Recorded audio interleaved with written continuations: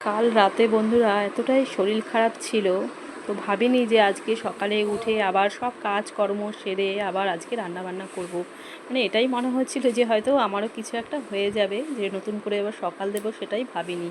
তো রান্না বান্নাও করতে সেরকম ইচ্ছা করছিল না, তার মধ্যে তো একই গরম। আর বেশি কিছু রান্নাবান্না করিও নি, একদম সিম্পল রান্নাবান্না করেছি। ভাতের সাথে আলু সেদ্ধ দিয়ে দিয়েছিলাম, মেখেছি পেঁয়াজ শুকনো লঙ্কা ভেজে।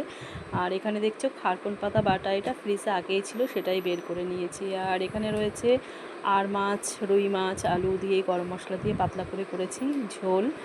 আর কালকের কিছুটা ডাল রয়েছে, আমরা দিয়ে ডাল করেছিলাম, সেই ডাল থাকাতে আর ডাল করতে হয়নি। আর না থাকলেও আমি আজকে করতাম না, একদমই ভালো লাগছে না শরীরটা। আর এখানে শশা আর গন্ধরাজ লেবু কেটে নিয়েছি।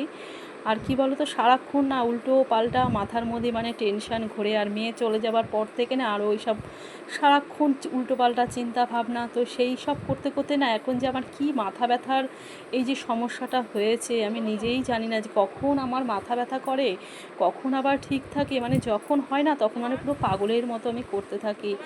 আর যার যার সমস্যা সেটা শেষেই বোঝে, সেটা বলেও বোঝানোর মানে কোনো উপায় নেই। তো যার যেটা হয় তখন সত্যি কথা বলতে সেই তখন সেটা বোঝে। আর যেহেতু রান্নাবান্না সেরকম কিছু করিনি, তো রাতের জন্য এদিকে একটু আমি আবার মটর ভিজিয়ে রাখলাম, তো রাতে ঘুগনি বানাবো। আর এদিকে রুটি খাক ছেলে, পরোটা খাক, যেটাই খাক খাবে বানিয়ে দেবো। আর সত্যি কথা বলতে বন্ধুরা, শরীরটা না এতটাই মানে খারাপ, একেই এরকম গরম, তার মধ্যে শরীরে আরও পুরো কাহিল হয়ে গেছে।